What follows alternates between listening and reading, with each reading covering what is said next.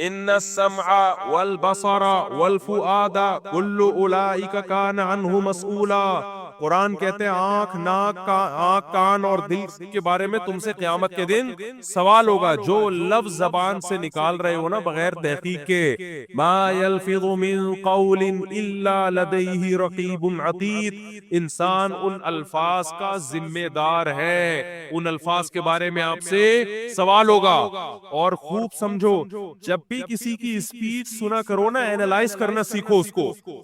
ایک دم نہیں مان لے آیا کرو، آپ اس کی بات کے ٹکڑے کیا کرو کہ اس نے 4 قسم کے الزامات لگائے ہیں، ان چاروں الزامات پہ ہم الگ الگ دیکھو. ہمارے پاس جب کیس آتا ہے نا، ہم تو حکم تحکیم کا کام بھی کرتے ہیں نا بھائی. کاروباری جھگڑے آتے ہیں لوگوں کے، تو لوگ کہتے ہیں مفتی صاحب حل کرو. ایک تو ہوتا ہے فتویٰ لکھنا، فتویٰ اور چیز ہے، 2 پارٹیوں کے درمیان فیصلہ کرانا. بولو الگ چیز. فتوے کا مطلب جو آپ سوال لکھ کے دیں گے اس کے حساب سے آپ کو جواب مل جائے گا. دوسرا سوال لکھ کے دے گا بالکل الٹا، اس کو جواب اسی کے حساب سے مل جائے گا. تو 2 الگ الگ فتوے چلے گئے کہ نہیں چلے گئے؟ لوگ کہتے ہیں مفتی صاحب اس کو یہ فتویٰ دیا، آپ اس کو الٹا فتویٰ دے رہے ہو. ہم کہیں گے بھائی جو اس نے سوال پوچھا اس کے حساب سے طلاق نہیں ہوئی، یہ کمبخت جو پوچھ رہا ہے اس کے حساب سے ہو گئی ہے. 2 الگ الگ فتوے جا رہے ہیں، سوال 2 الگ الگ آئے ہیں نا. ابے بھائی کیا کریں، کیسے سمجھائیں؟ لیکن جب تحکیم ہوتی ہے نا، تحکیم، 2 پارٹیاں آتی ہیں، پھر جو الزامات لگائے جاتے ہیں نا، تو آپ نے عدالتوں میں بھی دیکھا ہوگا جج ایک ایک الزام کو لکھتا ہے، ایک ایک الزام کو لکھتا ہے، اس کا تجزیہ کیا جاتا ہے پھر کہ کس الزام کی کتنی حیثیت ہے، اس میں آپ کے پاس گواہ ہے یا نہیں ہے. تو جب بھی کسی کا کلپ سنا کریں، ایک میں مثال سے بات سمجھاتا ہوں. آپ کہیں گے مولوی صاحب کس ٹائپ کا بیان لے کے بیٹھ گئے ہیں؟ یہ ہمیں ضرورت ہے بھائی. پروپیگنڈے سے متاثر نہ ہوا کرو. جب بھی کوئی دعویٰ کرے اس کے اسٹائل پہ مت جاؤ، اس کے رونے دھونے پہ مت جاؤ، اس کے چیخنے چلانے پہ مت جاؤ، اس کے جذبات پہ مت جاؤ. بعض اسکالر بڑے جذباتی ہو کے بیان کر رہے ہیں، یہ ایسے ہیں فلانا ایسے. لوگ کہتے ہیں، وہ رونا شروع کر دیتے ہیں لوگ، یار یہ واقعی اتنا برا ہے یہ آدمی. او بھائی وہ جو دعوے کر رہے ہیں، دعوے برائے دعوے ہیں. میں اکثر ایک واقعہ بیان کرتا ہوں. حضرت عمر کا دور حکومت تھا، کوئی جج تھے، ان کی عدالت میں ایک عورت آئی روتے ہوئے، اپنے شوہر پہ الزام لگا رہی تھی میرا شوہر ایسا ہے، میرا بہت رو رہی تھی. تو جو کمرہ عدالت میں لوگ بیٹھے ہوئے تھے، انہوں نے جج سے کہا کہ جج صاحب یہ عورت بڑی مظلوم ہے، آپ اس کے حق میں فیصلہ کریں. تو انہوں نے کہا بھائی رونا مظلومیت کی دلیل نہیں ہے. جج تھے نا، ماہر تھے، وہ تو صبح شام بھگتتے رہتے. انہوں نے کہا اگر رونا مظلومیت کی دلیل ہوتا تو یوسف علیہ السلام کے بھائیوں نے کنویں میں یوسف علیہ السلام کو ڈالا اور خود الٹا روتے ہوئے آ رہے ہیں. رونا یوسف علیہ السلام کو چاہیے تھا، رو کون رہا ہے؟ بھائی رو رہے ہیں. وَجَاءُوا أَبَاهُمْ عِشَاءً يَبْكُونَ، قرآن کہتے ہیں شام کو ابا کے پاس آئے روتے ہوئے، رو رہے ہائے ہمارے بھائی کو کیا ہو گیا، ہائے ہمارے بھائی کو کیا ہو گیا، حالانکہ جھوٹ بول رہے تھے. تو رونا دلیل محبت نہیں ہے، نہ آپ کے برحق ہونے کی دلیل ہے، نہ جذباتی ہونا آپ کے برحق ہونے کی دلیل ہے. تو ہماری قوم میں بڑا مسئلہ میجورٹی میں یہ ہے کہ وہ جذبات سے متاثر ہو رہے ہیں. جب بھی کوئی الزام لگایا کرے اس کو تجزیہ کیا کرو کہ یہ بول کیا رہا ہے. میں ایک مثال دیتا ہوں، چونکہ آج کل علماء کے خلاف بہت پروپیگنڈا ہو رہا ہے یوٹیوب پہ. ایک صاحب ہیں، ملحد قسم کے ہیں، ویسے اپنے آپ کو مسلم کہتے ہیں. وہ انہوں نے بڑے بڑے سائنسدانوں کی تصویریں لگائی، آئنسٹائن کی، نیوٹن کی، بڑا جو ہے نا، اور بیچ میں مولانا طارق جمیل صاحب کی، اور کہا کہ دیکھو ان لوگوں کی یہ ایجادات ہیں، یہ کام کیے اور یہ کام کیے، اور یہ حوروں کی ٹانگوں کی حسن اور جمال بیان کرتا ہے یہ آدمی. نیچے لوگوں نے کہا یار یہ دیکھو مولوی کسی کام کے.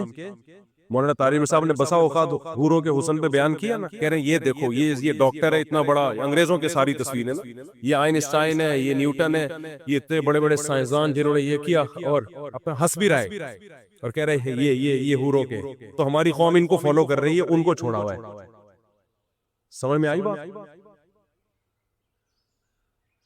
تو لوگ کہہ رہے ہیں وہاں بات تو صحیح ہے. یہ بات صحیح نہیں، وہ آپ کو الو بنا رہا تھا اور آپ الو بن گئے. اس کو چاہیے تھا اپنی تصویر لگاتا مولانا طارق جمیل صاحب کی جگہ.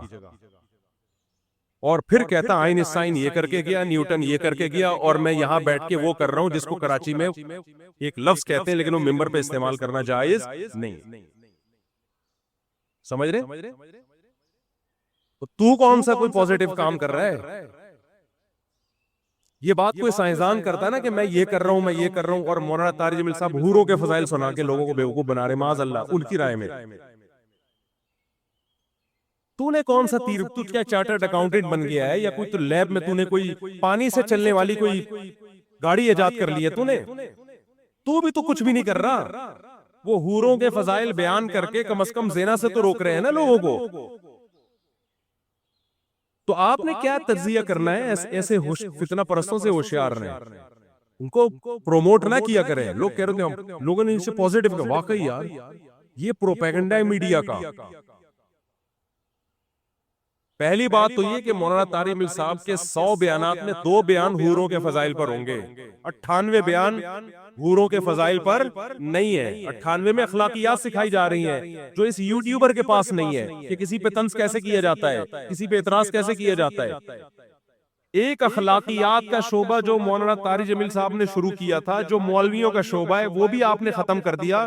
اس سے سائنسدان تو پیدا نہیں ہوں گے، تھوڑی سی جو تمیز سوسائٹی میں باقی رہ گئی ہے وہ بھی مارکیٹ سے شارٹ ہو جائے گی. ہونا یہ چاہیے تھا کہ جب بھی کسی کا مقابلہ کسی سے کیا جاتا ہے تو جنس کا مقابلہ جنس سے کیا جاتا ہے. خوب سمجھ لو، جنس کا مقابلہ خلاف جنس سے کبھی نہیں کیا جاتا. مثال کے طور پر یہ ڈاکٹر، اس نے یہ میڈیسن ایجاد کی، یہ ڈاکٹر، اس نے یہ میڈیسن ایجاد کی، اور یہ مکینک، آج تک اس نے کوئی دوا ایجاد نہیں کی ہے. وہ مکینک کہے گا میرا مقابلہ مکینکوں سے کروا میرے بھائی، تو ڈاکٹروں سے مجھے کیوں بڑھوا رہا ہے؟ ابے کیا ہو گیا تمہیں؟ سمجھ میں آ رہی ہے بات کہ نہیں آ رہی ہے؟ تو مولانا طارق جمیل صاحب کا مقابلہ آپ کو نیوٹن آئنسٹائن سے کروانے کی ضرورت نہیں ہے. آپ مولانا طارق جمیل صاحب کی تصویر لگاتے اور ہندوؤں کے پنڈتوں کی تصویر لگواتے اور سکھوں کے جو بھی ان کے مذہبی رہنما ہوتے ہیں وہ لگاتے اور پادریوں کی تصویر لگاتے. پھر آپ کہتے ہیں یہ پادری یہ گائیڈ کر رہا ہے، یہ پنڈت یہ کہہ رہا ہے، اور مولانا طارق جمیل صاحب کا بیان سنو وہ کیا کہہ رہے ہیں. پھر ہم کہتے ہیں یہ جو آپ مقابلہ کر رہے ہو مذہبی لیڈروں کا، مذہبی، آپ مسلمانوں کے مذہبی لیڈر کو دیکھو، نہا دھو کے جمعے میں تیار ہو کے آتے ہیں، نہا دھو کے سفید کپڑے پگڑی، اور آپ ہندوؤں کے پنڈت کی تصویریں لگاؤ ساتھ میں، عیسائیوں کے پادریوں کی لگاؤ. خدا کی قسم جو گیٹ اپ علماء کا اور جو روحانیت اور چہرے پہ اطمینان ان کے نظر آئے گا، کسی کے مذہبی لیڈروں میں آپ کو وہ روحانیت نظر نہیں آئے گی. اور اگر آپ نے نیوٹن اور آئنسٹائن کا مقابلہ کروانا ہے تو اپنے یونیورسٹیوں کے پروفیسروں سے کرواؤ. لمز یونیورسٹی کے پروفیسر کی تصویر لگاؤ وہاں پہ، آپ کراچی یونیورسٹی کے پروفیسر کی تصویر لگاؤ وہاں پہ کہ یہ کیا کر رہے ہیں اور یہ کیا کر رہے ہیں. سارا نزلہ کس پہ اتارا جا رہا ہے؟ مولویوں پہ ٹھڑک پوری کی جا رہی ہے اپنی. مجھے پتا ہے وہاں اٹلی میں یا کہیں جرمنی میں کوئی پادری نے آنا تھا عیسائیوں کے، جس کے سوری اٹلی میں ان کے پوپ آتے ہیں نا وہاں پہ. اب وہ عیسائی لوگ انتظار میں کھڑے ہوئے کہ ہمارے پوپ آئیں گے. ہمارے یہاں سے ایک عالم گئے، میں نام نہیں لینا چاہتا ہوں عالم کا، وہ شاید ناراض ہو جائے. ان کا اتنا خوبصورت چہرہ، اتنی بڑی داڑھی ان کی، بڑے چہرے پہ ایک رونق. جب وہ اترے ہیں نا تو وہیں کے لوگوں نے مجھے بتایا اٹلی میں کہ عیسائی ان کو دیکھ کے حیران ہو گئے کہ یار یہ مسلمانوں کے مذہبی رہنما ہیں. یعنی وہ اپنے پادری کو چھوڑ کر کس کی طرف مائل ہو رہے ہیں؟ جو مسلمانوں کے مذہبی رہنما ہیں ان کی طرف مائل ہو رہے ہیں. تو پروپیگنڈا دیکھو کس طرح سے ہو رہا ہے. میں پھر بار بار کہتا ہوں مجھے ان لوگوں پہ اعتراض نہیں ہوتا جو ایسے کلپ بناتے ہیں، تو پیڈ ہوتے ہیں، ان کے تو اپنے مفاد ہوتے ہیں. اعتراض آپ لوگوں پر ہوتا ہے بھائی جو ان کے پروپیگنڈے سے متاثر ہو جاتے ہیں. سمجھتے ہو کہ نہیں سمجھتے ہو؟ آپ یہ کہہ سکتے ہو کہ پھر ان مولویوں کی ہمیں ضرورت کیا ہے جب نہ انہوں نے بلب ایجاد کیا، نہ یہ گاڑی ایجاد کر سکتے ہیں، نہ گاڑی کا پنچر لگا سکتے ہیں، یہ حوروں کے فضائل کے علاوہ کچھ بھی نہیں سنا سکتے، تو ان کی ہمیں ضرورت کیا ہے؟ مقابلہ نہ کرو آپ یہ اعتراض کر سکتے ہو. تو بھائی جو آخرت پر ایمان رکھے گا اس کو مولوی کی ضرورت ہوگی، جو آخرت پر ایمان نہیں رکھتا اس کو مولوی کی کوئی ضرورت نہیں ہے. اس کے لیے تو مولوی سے زیادہ بیکار طبقہ واقعی دنیا میں کوئی نہیں ہے. کیونکہ اگر آپ یہ اس نظریے کے قائل ہو کہ ہم نے مر کے مٹی ہو کے ختم ہو جانا ہے، تو پھر آپ واقعی میں کہتا ہوں مولوی سے بیکار طبقہ دنیا میں کوئی بھی نہیں، پھر تو ضرورت ہی نہیں، پھر تو قرآن کی بھی ضرورت نہیں، پھر تو پیغمبروں کی بھی ضرورت نہیں، پھر تو اسلام کی بھی ضرورت نہیں ہے، پھر تو یہ دنیاوی اور مادی ترقی ہی سب کچھ ہے۔ لیکن قرآن پکار پکار کے کہہ رہا ہے وما بلغوا معشار ما آتیناہم، اس ترقی سے متاثر مت ہونا۔ پچھلی امتوں کو جو ہم نے تباہ کیا ہے اسی سائنسی ترقی پہ انہوں نے ناز کرنا شروع کر دیا اور پیغمبروں کی دعوتوں کو ٹھکرانا شروع کر دیا۔ پیغمبر نے کہا زنا حرام، انہوں نے کہا ہم سائنسی ترقی کو فوکس کریں گے، زنا کرنا نہ کرنا یہ مذہب کا ٹاپک ہے، یہ ہمارا ٹاپک، یہ ہمارا ہیڈ ایک نہیں ہے۔ یہ لوگ جو مولویوں کی مخالفت کر رہے ہیں نا صرف ایک حور کو لے کے، مولوی کا اصل ٹاپک حور نہیں ہے، مولوی کا اصل ٹاپک یہ کہ آپ اپنے باپ اور ماں کو بڑھاپے میں اولڈ ہاؤس میں جمع نہیں کرا سکتے۔ یہ سمجھتے ہیں کہ ہم جمع کرائیں گے تو ترقی کریں گے، گھر میں رکھیں گے تو ہمیں ان کی کھانسی برداشت کرنا پڑے گی۔ یہ اس ٹینشن سے بچنے کے لیے سوسائٹی سے مولوی کو کیا کر رہے ہیں؟ نکالنا چاہتے ہیں۔ مولوی کہتا ہے تمہیں زنا کرنے کی اجازت نہیں ہے۔ ان کو پتا ہے اگر ہم نے زنا کو حرام کر دیا تو بہت ہم چاند پہ تو پہنچ، دیکھو انگریز زنا کر کے بھی چاند پہ پہنچا کہ نہیں پہنچا، تو ان کو تو چاند پہ پہنچنا ہے۔ ان کو کیا اس سے کہ خدا کس چیز سے خوش ہوتا ہے، خدا کس چیز سے ناراض ہوتا ہے؟ تو مولوی کہتا ہے نکاح کرو، ان کو اس سے تکلیف ہو رہی ہے کیوں ہمارے داخلی معاملات، ہم گرل فرینڈ رکھیں یا نکاح کریں ہمارا ہیڈ ہی ہے۔ سمجھتے ہو کہ نہیں سمجھتے ہو؟ مولوی کہتا ہے شراب کیا ہے؟ حرام ہے۔ یہ کہتے ہیں یار شراب پی کے انگریز کہاں سے کہاں چلا گیا۔ مولوی کہتے ہیں بھائی شراب پی کے تو یہاں بیٹھے بیٹھے آپ چاند پہ پہنچ جاتے ہو، ہم مانتے ہیں اس بات کو، لیکن خدا شراب سے کیا ہوتا ہے؟ ناراض۔ چترول لگیں گے مرنے کے بعد۔ جو زنا کرتا ہے دنیا میں ترقی کر لیتا ہے میرے بھائی وہ، لیکن چترول کب لگیں گے؟ مرنے کے بعد۔ جو ماں باپ کو اولڈ ہاؤس میں جمع کرتا ہے ترقی کر لیتا ہے، ہو سکتا ہے میڈیکل کالج میں اس کے نمبر زیادہ اچھے آئے کیونکہ ابا کی ٹینشن ہی ختم ہو گئی، لیکن چترول کب لگیں گے؟ بولتے کیوں نہیں؟ مرنے کے بعد۔ سود کے ذریعے آپ پیسہ کماؤ گے، آپ قوم کا بیڑا غرق ہو یا نہیں ہو آپ فائدے میں بظاہر چلے جاؤ گے۔ چترول کب لگیں گے؟ بولو نا، مرنے کے بعد۔ عورت پردہ نہ کرے ترقی کر لے گی وہ۔ بہت سی انگریز عورتیں نے زنا کر کے کتنی ترقی کی ہے، ہر شعبے میں آگے بڑھی ہیں، وہ ملکوں کی وزیر اعظم ہو سکتا ہے بن گئی ہو۔ چترول کب لگیں گے؟ مرنے کے بعد۔ آپ شرک کرو ترقی پھر بھی کر لو گے، چترول کب لگیں گے؟ مرنے کے بعد۔ تو آپ مرنے کے بعد کی زندگی کے انکار کر دو تو پھر مولوی بھی فضول اور اس کی یہ باتیں بھی فضول۔ لیکن آپ اگر مرنے کے بعد کی زندگی کے قائل ہو تو آپ کے لیے نیوٹن اور آئنسٹائن کی اتنی اہمیت نہیں ہے جتنی مولوی کی اہمیت ہے۔ سمجھ میں آ رہی ہے بات کہ نہیں آ رہی ہے؟ تو آپ اپنا کانسیپٹ کلیئر کرو بھائی، موت کے بعد کی زندگی کو مانتے ہو یا نہیں مانتے؟ نہیں مانو منافقت چھوڑ دو پھر آپ۔ پھر یہ نہ بولا کرو میں مسلم ہوں لیکن میں ان مولویوں کو نہیں مانتا ہوں۔ بھائی تو جھوٹ بول رہا ہے۔ سمجھتا ہے بات کو کہ نہیں سمجھتا؟ اور حوروں کا جہاں تک مسئلہ ہے، تم مذاق اڑاؤ حوروں کا، ہمیں تو چاہیے بھائی، تم اڑاؤ مذاق، کل خدا کی قسم ہم تمہارا مذاق اڑائیں گے۔ نوح علیہ السلام جب کشتی بنا رہے تھے نا تو قوم مذاق اڑا رہی تھی کہ پانی ہے نہیں اور یہ مولویوں کو دیکھو یہ پٹے لے لے کے کیا بنا رہے ہیں؟ کشتی۔ نوح علیہ السلام نے کہا مجھے اللہ نے وحی کی ہے بھائی عذاب آئے گا۔ انہوں نے کہا عذاب کا کوئی چانس ہے نہیں، کوئی سمندر قریب میں ہے نہیں، کوئی دریا ہے نہیں کہ سیلاب آئے، اور یہ مولویوں کو دیکھو کیا کر رہے ہیں۔ تو نوح علیہ السلام نے فرمایا ان تسخروا منا فإنا نسخر منکم، اڑا لو مذاق، کل ہم تمہارا مذاق اڑائیں گے۔ تو آپ آج حوروں کا مذاق اڑا لو بھائی، ہم تو خدا کے وعدوں پر یقین رکھتے ہیں بھائی، ہمیں تو حوریں چاہیے، ہمیں تو چاہیے، اور ہم تو اللہ سے دعا مانگتے ہیں اللہ ان حوروں سے ہمیں محروم نہ کرنا اور ان کمبختوں کو محروم کر دینا۔ یہ دنیا میں بھی محروم ہے حوروں سے، ان کو گرل فرینڈز ملتی ہیں، بیویاں ان کو نہیں ملتی، اور گرل فرینڈ کا جب موڈ آف ہوتا ہے وہ چھوڑ چھاڑ کے چلی جاتی ہے اس کو۔ جب زیادہ تو کل آج تو غریب ہو جا، دیکھتا ہوں میں تجھے کتنی حوریں دنیا میں ملتی ہیں۔ دیندار لوگوں کو وفا کرنے والی بیویاں ملتی ہیں، وفا کرنے والی اولادیں ملتی ہیں جو بڑھاپے میں سہارا بنتی ہیں۔ ان کمبختوں کو جو حوروں کا مذاق اڑاتے ہیں، نہ دنیا میں وفادار بیویاں ملتی ہیں اور نہ بڑھاپے میں وفادار اولادیں ملتی ہیں۔ اور آخری بات کر کے بیان کو ختم کرتا ہوں میں، یہ جو بار بار الزام لگا رہے ہیں مولویوں کی وجہ سے ملک ترقی نہیں کر رہا، لوگ کہتے ہیں دیکھو اتنی مسجدیں، اتنے مدرسے، لیکن اتنی کرپشن، یہ بھی دعویٰ برائے دعویٰ ہے۔ ان مسجدوں کا کیا کردار ہے بھائی آپ کو ترقی سے روکنے میں؟ کسی کو دیکھا آپ نے مسجد میں امام کو بیٹھ کے ترقی کے خلاف تقریر کر رہا ہو؟ کسی کو دیکھا؟ آپ کہہ سکتے ہیں ترقی کے خلاف تو تقریر نہیں کرتے، لیکن حوروں کے اتنے فضائل بیان کر دیتے ہیں کہ لوگ ان کے چکروں میں پڑ جاتے ہیں، اور کوئی آئنسٹائن اور نیوٹن جیسا پھر پیدا نہیں ہوتا، سارے حوروں کے چکر میں لگ جاتے ہیں۔ او بھائی، حوروں کے چکر میں لگا کے ترقی سے نہیں روک رہے، آپ کو موٹیویٹ کر رہے ہیں کہ تم ترقی کرو، کیونکہ اللہ نے جنت کی حوروں کا وعدہ سست اور پوستی لوگوں سے نہیں کیا، انہی لوگوں سے کیا جو اسٹرگل کرتے ہیں۔ میرے تو میڈیکل کالج میں بیانات ہوتے رہتے، میں کہتا ہوں تمہیں حوریں ملیں گی نہیں اس وقت جب تک تم پڑھائی کو فوکس نہیں کرو گے۔ اسلام جب دنیا میں آیا، مجھے ایک بات بتاؤ، سائنس نے ترقی کی ہے یا تنزل میں گئی ہے سائنس؟ یہ تو گورے اعتراف کر رہے ہیں کہ مسلمان سائنٹسٹ اگر نہ ہوتے تو جس ترقی پہ آج ہم ہیں، آج سے 500 سال کے بعد ہوتے۔ تو اسلام کے دنیا میں آنے کے بعد ہی لوگوں نے سائنسی ترقی شروع کی ہے۔ تو اسلام نے کون سا ایسا سبق دیا تھا کہ سائنسی ترقی شروع ہو گئی؟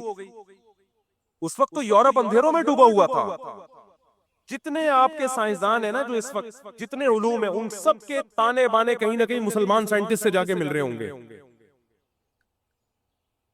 تو اگر اسلام ترقی میں رکاوٹ ہوتا ہے یا مولوی ترقی میں رکاوٹ ہوتا تو بنیادیں کیوں رکھی ہوتی اسلام نے سائنس کی؟ ایک چیز خیر کی تھی، آپ نے سائنس کا لیبل لگا کے اس خیر کو بھی سوسائٹی سے ختم کر دیا۔ ہمارے ہاں میں ایک مثال دیتا ہوں، ہمارے ہاں جو تھوڑی بہت خیر ہے نا میرے بھائی، تھوڑی سی خیر، جو تھوڑی کرپشن کم ہے، بہت زیادہ ہے لیکن اور زیادہ ہوتی اگر یہ مدارس اور یہ مسجدیں نہ ہوتی۔ یہ تھوڑا بہت حوروں کی لالچ میں ہو سکتا ہے کرپشن چھوڑ دے ہو، اگر یہ دینی مدارس اور مسجدیں نہ ہوتی جہاں کوئی خیر کی باتیں ہو رہی ہیں، تو خدا کی قسم آپ کے قانون میں اور آپ کے حکمرانوں کے پاس اتنی پاور نہیں ہے کہ وہ قوم کو سنبھال لیتے۔ انہوں نے، وہ خود اتنے کرپٹ ہیں، وہ تمہیں کرپشن کے خلاف بیان دیتے کیا؟ وہ لطیفے سناتے تمہیں کرپشن کے خلاف؟ ان کا کرپشن کے خلاف بولنا خود لطیفہ ہوتا۔ یہ تو تھوڑا بہت قبر کا عذاب کا خوف ہے جو لوگ دیانتداری سے کام لے رہے ہوتے ہیں۔ تو جب بھی میرے بھائی یوٹیوب پہ، فیس بک پر کوئی بھی شخص بیٹھ کے فضول باتیں کر رہا ہو نا، تو اس کو پروموٹ نہ کیا کریں، اینالائز کیا کریں۔ نمبر 1، آپ نے یہ الزام لگایا، اس کا کیا ثبوت ہے آپ کے پاس؟ نمبر 2، آپ نے یہ الزام لگایا، اس کا کیا ثبوت ہے؟ نمبر 3، آپ نے یہ الزام لگایا، اس کا کیا ثبوت ہے؟ تاکہ آئندہ کوئی بولنے سے پہلے 100 دفعہ سوچے۔ سمجھ رہے ہو کہ نہیں سمجھ رہے ہو؟ اللہ تعالیٰ سمجھنے کی اور کھوپڑی کو استعمال کرنے کی توفیق دے کہ مولانا طاری جمیل صاحب کا آج کل ایک کلپ بہت زیادہ وائرل کر رہا ہے اور اس پر بہت زیادہ تنقیدات ہو رہی ہیں، جس میں انہوں نے یہ بتایا ہے کہ یوسف علیہ السلام کا ایک واقعہ بیان کیا کہ ان کو گدھے پہ بٹھا کے گھمایا گیا۔ اس طرح کا واقعہ، تو اس پہ بہت زیادہ ان پہ طنز بھی کیا جا رہا ہے، تانا بھی دیا جا رہا ہے ان کو، اور برا بلا بھی کہا جا رہا ہے، اور بعض معتبر علماء کی طرف سے بھی یہ تانا ان کو دیا جا رہا ہے۔ تو دیکھیے، یہ جو میں تو اس سوال کا جواب نہیں دے رہا تھا کہ فتنہ کو جتنا اچھالا جائے، جتنا اس پہ بات کی جائے، اس سے فتنہ کم نہیں ہوتا، بڑھتا ہے۔ لیکن یہ بہت زیادہ یوٹیوب پہ اس کو، یعنی کچھ زیادہ ہی اس پہ جو ہے نا نیگیٹو کمنٹس آئے، اور جتنا میرا خیال ہے ان کی غلطی نہیں تھی، اس سے کئی گنا زیادہ شاید ان کو سزا دی گئی ہے۔ تو اس لیے ارادہ ہوا کہ اس بارے میں جواب دے دیا جائے۔ تو دیکھیے، یہ جو واقعہ ہے یوسف علیہ السلام کو گدھے پہ بٹھانے والا واقعہ، تھوڑی دیر کے لیے فرض کر لیتے ہیں اس کی سند ضعیف ہے، کیونکہ اب سند کی بحث تو ایک بڑی لمبی چوڑی بحث ہے کہ سند صحیح ہے یا ضعیف ہے۔ اکثر اس طرح کے واقعات کی سندیں ضعیف ہی ہوا کرتی ہیں، تو اس اصول کے مطابق میں جواب دے رہا ہوں۔ اگر سند صحیح ہے تو نور علی نور۔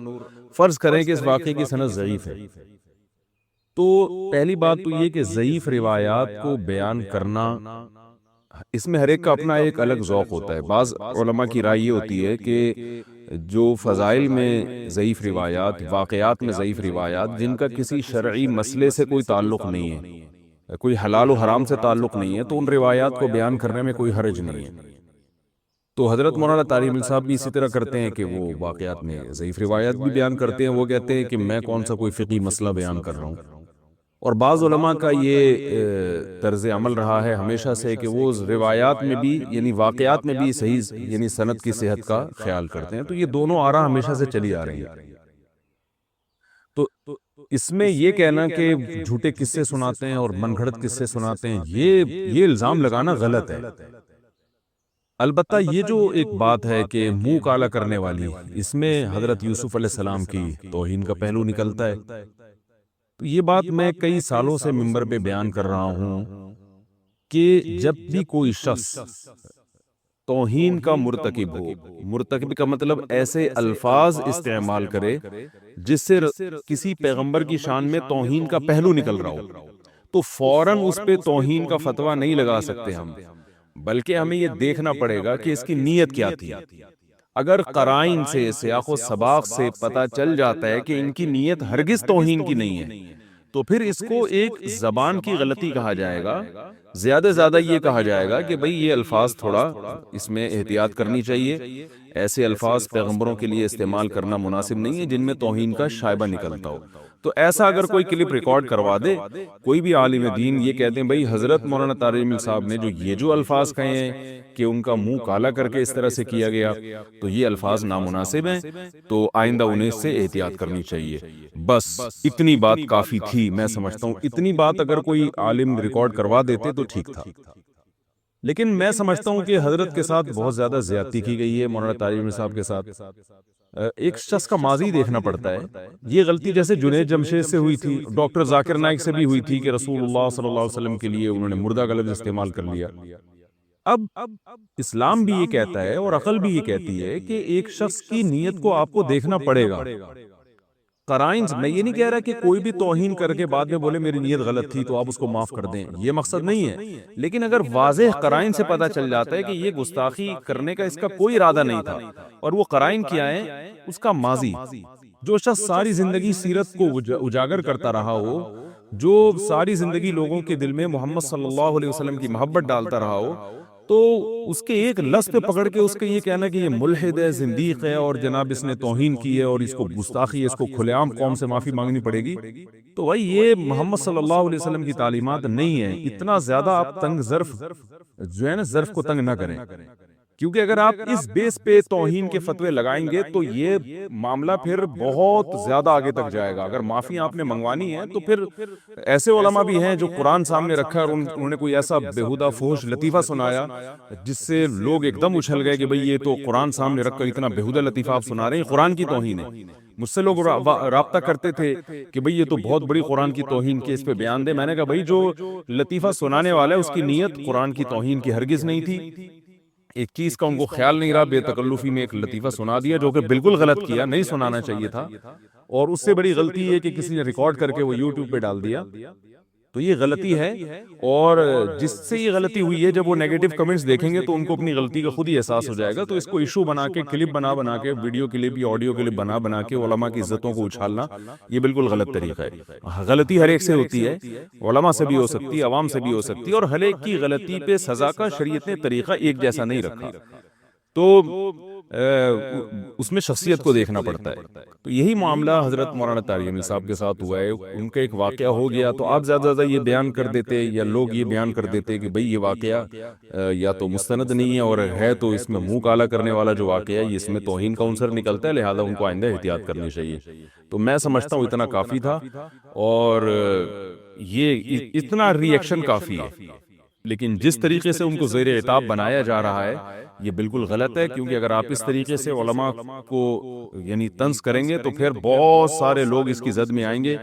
اور پھر یہ جو باطل لوگ ہیں ان کا تو کام ہی یہی ہے کہ کتابوں سے، عبارتوں سے اور لوگوں کی ریکارڈنگ سے الفاظ کو پکڑ کے ان کے خلاف کیچڑ اچھالنا، ان پر لوگوں کا اعتماد ختم کرنا.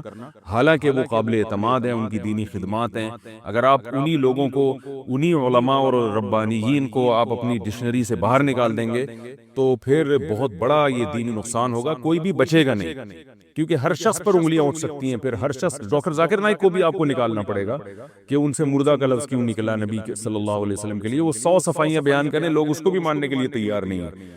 تو یہ کام اہل باطل کا ہوتا ہے کہ چھوٹی چھوٹی غلطیوں پہ کسی کو، یعنی زبان کی غلطیوں پہ کسی کو پکڑنا اور اس کے ماضی کو بھول جانا، اس کے حال کو نظر انداز کر دینا۔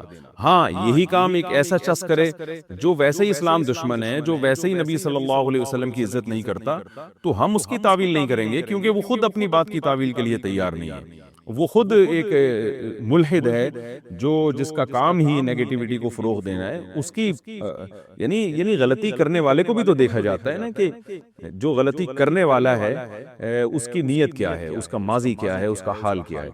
تو اس لیے یہ بالکل طریقہ درست نہیں ہے، اور جس طرح سے ان کو پر طنز کیا گیا ہے، تو یہ طنز صرف ان کی ذات پہ نہیں ہوتا، اور بھی لوگ بہت سارے پھر اس کی لپیٹ میں آتے ہیں۔ تو یا تو پھر سب کے خلاف کلپ بنا بنا کے سب کو برا بلا کہیں، سب کو گالیاں دیں، سب پہ لعنتیں معاذ اللہ بھیجیں، تو کوئی بھی نہیں بچے گا پھر امت میں، اور یہی قوم یہی اخلاق سیکھے گی جو آج کل سکھائے جا رہے ہیں۔ اور اگر غلطیوں کو نظر انداز کرنا سیکھا، تعویل کرنا سیکھا کہ بھئی یہ غلطی ہے لیکن اس کا یہ مطلب بھی ہو سکتا ہے، تو ایک زبان کی ایک مسٹیک ہے، کوئی بات نہیں، ہم یہ بیان کر دیتے ہیں کہ یہ مسٹیک غلط۔ جیسے مولانا طارق علی صاحب سے نسب بیان انہوں نے کیا ہے، رسول اللہ صلی اللہ علیہ وسلم کا نسب آدم علیہ السلام تک بیان کیا ہے، تو حالانکہ وہ بخاری کی حدیث کے خلاف ہے، تو اس میں زیادہ مجھ سے کسی نے پوچھا تھا 2-4 سال پہلے، میں نے کہا بھائی ان سے خطا ہوئی ہے، حضرت رسول اللہ صلی اللہ علیہ وسلم نے جو اپنا نسب بیان کیا حضرت عدنان تک بیان کیا ہے، تو اس سے آگے آپ صلی اللہ علیہ وسلم بیان نہیں کرتے تھے، تو ہمیں بیان نہیں کرنا چاہیے۔ تو بس یہ ایک بات ہو گئی بھئی، ایک وہ عالم کی رائے سامنے آ گئی، ایک دوسرے کی رائے سامنے آ گئی۔ اب اگر میں یہ کہوں کہ انہوں نے جو آدم علیہ السلام تک نبی صلی اللہ علیہ وسلم کا نسب بیان کیا، خدا کی قسم یہ جھوٹ باندھا، یہ بہتان کیا، اور میں چیلنج کرتا ہوں اگر میں ثابت نہیں کر سکا کہ وہ غلط ہیں تو میرے گلے میں جوتوں کا ہاتھ ڈال دو، اور مجھے جو ہے نا وہ گدھے پہ بٹھا کے منہ کالا کر کے پھراؤ اور سامنے لے کر آؤ، میں دیکھتا ہوں کہ کوئی اس کا جواب دیتا ہے، تو یہ آپ کے گدھے ہونے کی دلیل ہوگی۔ یہ اس کی دلیل ہے کہ آپ کو بات کرنے کی تمیز نہیں ہے، آپ علماء اور جاہلوں میں فرق نہیں کرتے۔ تو بہت افسوس کی بات ہے جس طرح سے ان کو نشانہ بنایا گیا۔ اور مولانا طارق علی صاحب کوئی فرشتے نہیں ہیں، کوئی دودھ کے دھلے ہوئے نہیں ہیں کہ ان سے غلطی نہیں ہو سکتی، تو میں ان کا جو دفاع کر رہا ہوں ان کی ذات مقصد نہیں ہے۔ اس سوچ، یہ جو سوچ ہمارے معاشرے میں پھیل رہی ہے نا، اس سوچ کی خلاف میرا مقصد ہے بات کرنا۔ اللہ تعالی ہم سب کو سمجھنے کی اور عمل کرنے کی توفیق عطا فرمائے۔ آپ کہیں انٹرویو دینے کے لیے گئے ہیں، آپ نے یو ایس اے کی ویزے کے لیے اپلائی کیا، وہاں آپ کا انٹرویو ہوتا ہے، آپ نے کسی کنٹری کے لیے اپلائی کیا، وہاں آپ کا انٹرویو بسا اوقات خواتین لے رہی ہوتی ہیں، اگر آپ وہاں نظر نیچی کر کے انٹرویو دیں گے تو اس کا بہت برا امیج جاتا ہے، بسا اوقات اس بیس پہ وہ ویزا ریجیکٹ کر دیتے ہیں۔ جاب کے لیے آپ گئے انٹرویو دینے کے لیے، آپ کو اجازت نہیں ہے کہ آپ ادھر ادھر دیکھ کے انٹرویو دیں، تو وہاں دیکھنا پڑتا ہے۔ اب ایسے موقع پہ جہاں ضرورت ہے وہاں ناجائز ہونے کی کوئی دلیل نہیں ہے، تو وہاں دیکھنا جائز ہے، لیکن بہن سمجھ کے دیکھیں اس کو، آپ ماں سمجھ کے دیکھیں آپ اس کو، اس میں دل میں پھر انسان کو چاہیے کہ وہ اپنی خواہشات پہ کنٹرول کرے، ٹھرکی نہ بنے۔ تو اسی طرح قرآن نے یہ بھی تو کہا ہے نا کہ عورتیں مردوں کو نہ دیکھیں، لیکن صحیح مسلم میں ہے نہیں کہ ہمارے نبی صلی اللہ علیہ وسلم امی عائشہ کو حبشیوں کا کھیل دکھایا آپ نے، ہے یا نہیں ہے؟ یہاں اس کے اگینسٹ ایک دوسری حدیث بھی ہے کہ عبداللہ ابن ام مکتوم رضی اللہ تعالی عنہ نابینا صحابی بیٹھے ہوئے تھے، تو وہ آ رہے تھے، تو امہات المومنین نے کو نبی نے حکم دیا کہ پردہ کرو، انہوں نے کہا یا رسول اللہ وہ تو نابینا ہے، تو فرمایا کہ تم نابینا تو نہیں ہو۔ تو یہ خوب سمجھ لیں، علماء نے لکھا ہے کہ یہ حکم استحباب کے لیے، کہ نبی صلی اللہ علیہ وسلم کی غیرت نے گوارا نہیں کیا کہ میری ازواج کسی غیر محرم مرد کو دیکھیں، تو افضل تو یہی ہے کہ نہ دیکھیں بھائی، افضل تو یہی ہے کہ نہ دیکھیں، اور کوئی مرد اگر چاہتا ہے کہ میری بیوی نہ دیکھے فلاں مرد کو تو نہ دیکھے، وہ اس پر شوہر کی اطاعت بھی لازم ہے۔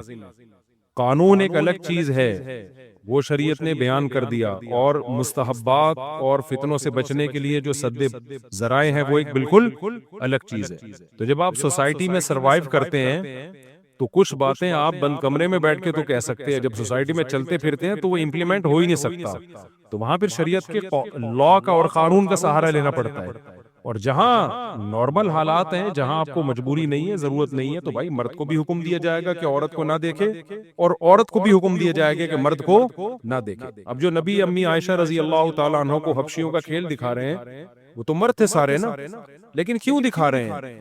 بھائی ضرورت ہے، وہ نو عمر ہیں، ان کو یہ کھیل کود سے ہی ان کا دل بہلے گا. ہمارے نبی کی عمر اتنی زیادہ تھی اور امی عائشہ کی عمر انتہائی بہت کم عمر تھی، تو آپ نے ان کے مینٹل لیول پہ آ کے ان سے معاملات کیے ہیں. تبھی تو ہمارے نبی صلی اللہ علیہ وسلم کی یہ جو ملحد لوگ کہتے ہیں کہ اتنی کم عمر لڑکی سے آپ نے نکاح کیا، ہم کہتے ہیں یہ کمال ہے کہ اتنی کم عمر سے نکاح کر کے اس کو بہترین طریقے سے نبھایا ہے. یہ کمال آج لوگوں میں نہیں ہے. ان کے مینٹل لیول پہ آ کے ان کے ساتھ ڈیلنگ کی ہے، ان کے مینٹل لیول پہ آ کے ان کے آپ کا بیہیویئر ان کے جیسا تھا، تو ان کو آپ نے کھیل دکھایا ہے. باقی ازواج کو کھیل نہیں دکھایا حبشیوں کا، تو باقی ازواج کو نہیں دکھایا، امی عائشہ کو دکھایا. کم عمر ہے تو ایک ہی لاٹھی سے نہیں سب کو ہانکا جاتا. اسی وجہ سے میں یہ لونڈے لپاڑوں کو بولتا ہوں کہ تمہارے لیے تو عورت کو دیکھنا بالکل ٹھیک نہیں ہے. تمہیں کیا ضرورت ہے دیکھنے کی؟ کہیں انٹرویو دینے کے لیے جانا ہے، جاب کے سلسلے میں کہیں جانا ہے، کہیں ضرورت پڑ گئی یا ٹیچر کو کوئی سوال کا جواب دینے کی ضرورت پڑ گئی تو ٹھیک ہے، ورنہ تم تو بالکل، کیونکہ فتنے کا بہت زیادہ اندیشہ ہے. لیکن ایک آدمی کی ایک ایج ہو جاتی ہے، اس کا نکاح سے بھی تعلق ہے، نکاح کے بعد بھی انسان کے جذبات بہت کنٹرول ہو جاتے ہیں، ایج ہو جاتی ہے انسان کی، تو ان تمام چیزوں کو سب کو ایک ہی لاٹھی سے نہیں ہانکا جائے گا. تو اصل حکم شریعت کا کیا ہے کہ بھائی نظر کی حفاظت کرو. اصل تو یہی حکم ہے، جہاں ضرورت ہوگی تو وہاں دیکھنا جائز ہے. کسٹمر کو بھی، دکاندار کو بھی بعض دفعہ کسٹمر کو دیکھنا پڑتا ہے. اب عید کے دنوں میں خواتین کا دکانوں پہ اتنا رش ہوتا ہے. ایک صاحب تبلیغ میں وقت لگا کر آئے اور انہوں نے کہا اب خواتین کو دیکھنا چونکہ حرام ہے. اب وہ جیولری کا ان کی دکان تھی، وہ کہتے ہیں میں نظر نیچے کرنے کے چکر میں نا کئی دفعہ کچھ چور قسم کی خواتین آئی، انہوں نے ہاتھ صاف کیا اور مال لے گئے. تو کہہ رہے ہیں یار میں تو دیکھنا بھی حرام ہے اور ادھر سے. میں نے کہا ایسا دیکھنا بھی اتنا بھی حرام نہیں ہے کہ تمہاری دکان آدھی خالی ہو جائے، تمہاری شاپ پہ کسٹمر آ رہا ہے، کم از کم دیکھو تو صحیح کہ کیا کر رہا ہے وہ. تو اب پھاڑ پھاڑ کے نہ دیکھنا شروع کر دیں. یہ مسئلہ بتاتے ہوئے ڈر یہ لگتا ہے کہ ایسا نہ لوگ اس کا ناجائز فائدہ اٹھائیں، لڑکیوں کو تاڑ تاڑ کے دیکھنا شروع کر دیں، تو یہ حرام ہے. دیکھو قرآن کی آیت ذہن میں رکھو، یعلم خائنۃ الاعین وما تخفی الصدور. اللہ دلوں کی خیانت کو جانتا ہے. اللہ کو پتہ ہے تم کسی ضرورت سے دیکھ رہے ہو یا ہوس پوری کرنے کے لیے دیکھ رہے ہو. اور دوسری آیت بھی یاد رکھیں، واللہ یعلم المفسد من المصلح. اللہ فسادی کو بھی جانتے ہیں اور جو سوسائٹی میں اصلاح کرنا چاہتا ہے اس کو بھی جانتے ہیں. مولانا طارق جمیل صاحب نے جب کوئی ایکٹر ان کے پاس آئی، ان کے سر پہ ہاتھ رکھا. سمجھ رہے ہو نا، یہ 100% اصلاح کی نیت سے ہاتھ رکھا ہے. سر پہ اس کے چادر بھی ہے. ایسا نہیں کہ اب آپ اتنے لبرل بن جائیں کہ اصلاح کی نیت سے آپ بغیر چادر کے بھی ہاتھ رکھنا شروع کر دیں اور ہینڈ شیک کرنا شروع کر دیں. یہ حرام ہے بالکل، یہ بالکل ناجائز ہے. سر پہ چادر ہے اور اس کے سر پہ ہاتھ رکھا. آپ نے اب کیا کیا؟ آپ اگر ہاتھ رکھو گے تو میں نہیں کہوں گا کہ یہ جائز ہے. میں نہیں، کیوں؟ واللہ یعلم المفسد من المصلح. اللہ کو پتہ ہے کون فساد کر رہے ہیں اور کون ایک مسئلے کا ناجائز فائدہ اٹھا رہے ہیں. مولانا طارق جمیل صاحب کے حالات میرے سامنے جتنے آپ کے سامنے اتنے نہیں ہوں. ان سے علمی اختلافات 100 دفعہ ہو سکتے ہیں، لیکن ان کے تقوی پر، ان کی للہیت پر اعتراض کرنا بہت مشکل کام ہے. ان کی زندگی قربانیوں میں گزری ہے، اللہ کی تبلیغ میں چلتے رہے ہیں ساری زندگی. تو اب جا کے بیٹھے ہیں گھر میں، ساری زندگی سفروں میں گزری، پہاڑوں میں، پتھروں میں. کون سی جگہ ہے جہاں وہ تبلیغ کے لیے نہیں گئے ہوں؟ کئی سال مدرسے میں گزارے، مجاہدے میں. تو ایسا شخص اگر کسی عورت کے سر پہ ہاتھ رکھ رہا ہے تو بھائی بیٹی بنا کے ہی رکھ رہا ہوگا. لیکن آپ اگر رکھنا شروع کر دو تو مجھے ڈر ہے کہ میرے 4 شادیوں والے بیانات کا کہ پٹانے کی کوشش کر رہے ہیں اس کو. یہ تو اس طرح اللہ کو بھی پتا ہوتا ہے کہ کون مصلح ہے اور کون مفسد ہے. اب آپ یہ نہیں کہہ سکتے کہ مولانا طارق جمیل صاحب کے لیے مسئلہ چینج کر دیا اور دوسروں کے لیے مسئلہ الگ ہے. مسئلہ سب کے لیے ایک ہی ہے. وہ مسئلہ ہے کہ عورت کی طرف غلط نیت سے نظر ڈالنا جائز نہیں ہے. مسئلہ سب کے لیے یہی ہے. اب بات یہ ہے کہ کون غلط نیت سے نظر ڈال رہا ہے اور کون صحیح نیت سے نظر ڈال رہا ہے، تو لوگوں کے حالات کو دیکھ کے فیصلہ کیا جا سکتا ہے. بھائی یہ بندہ ہے ہی ٹھرکی، یہ جو دیکھ رہا ہے نا، ہمیں پتا ہے اس کی کوئی اچھی نیت، کیونکہ یہ کیا اچھا کر لے گا؟ تو کیوں سر پہ ہاتھ رکھ رہا ہے؟ تو کیوں فری ہو رہا ہے؟ لیکن اگر وہ ایجڈ آدمی ہے، بزرگ آدمی ہے اور دوسری شادی کا بھی کوئی ارادہ نہیں ہے ان کا، انہوں نے بیان کر دیا ہے. میرے جیسا آدمی تو اگر کسی کے سر پہ ہاتھ رکھے نا تو آپ کہہ سکتے ہو شاید مفتی صاحب کا 5ویں کا ارادہ ہو گیا ہے. لیکن اب تو میرے لیے بھی ممکن نہیں ہے نا. 3 کے بعد اگر میں یہ کر رہا ہوتا تو مجھ پہ تو آپ شبہ کر سکتے ہو، بول تو میں بھی یہ کام نہیں کرتا. میں یہ رشتے اس طرح سے میں نے کبھی بھیجے ہی نہیں ہے کسی کو پٹا پٹو کے. میرے دوست مجھ پہ گواہ ہیں الحمدللہ. میں نے شادیاں جتنی کی ہیں نا شریفانہ طریقے سے کی ہیں الحمدللہ, تمیز سے کی ہیں. میرے لیے ایسے بہت رشتے آئے ہیں کہ لڑکی کی ابا راضی نہیں ہے, اماں راضی نہیں ہے. ایک جگہ تو میرے لیے ایسا رشتہ آیا تھا لڑکی کی ماں بھی راضی, لڑکی بھی راضی, اس کے بھائی بھی راضی, ابا راضی نہیں. اور ابا 100% غلطی پر بھی تھے. غلطی پر اس لیے نہیں کہ مجھے نہیں دے رہے, وہ ابا کا جو تھا نا وہ معاملہ خراب تھا. ان کی نیت کچھ اور تھی, یعنی کہیں غلط جگہ شادی کرنے کی. سب کچھ تھا, میرے لیے تو راستہ کھلا تھا, میں شادی کر لیتا. اور مجھے اس طرف طبیعت بھی مائل تھی. پرانا قصہ ہو گیا, اب نیا نہیں ہے کہ اب ان کو نہیں پتا چلے گا کس کی بات ہو رہی ہے.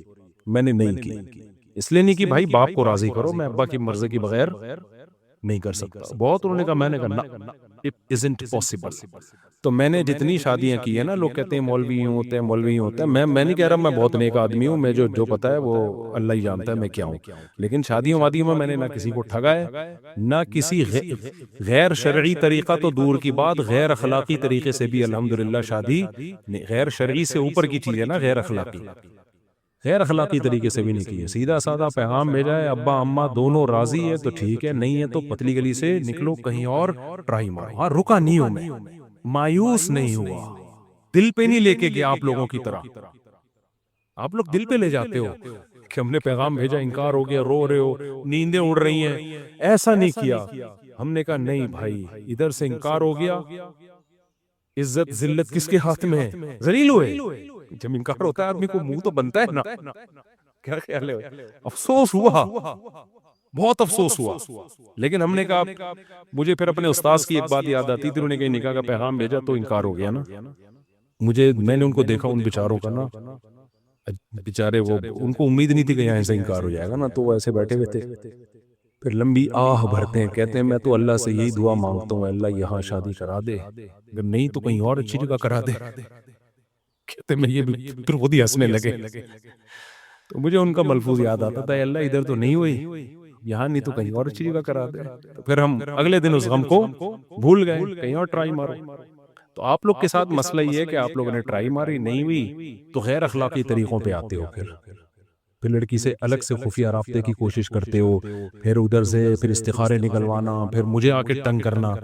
ہر دوسرے دن کوئی بندہ آیا ہوا ہوتا ہے, لڑکی والے نہیں مان رہے, آپ ان کو سمجھاؤ, میرے جیسا رشتہ کا انکار کر دیا. میں نے کہا میں تجھے جانتا نہیں ہوں, میں ان کو کیوں سمجھاؤں,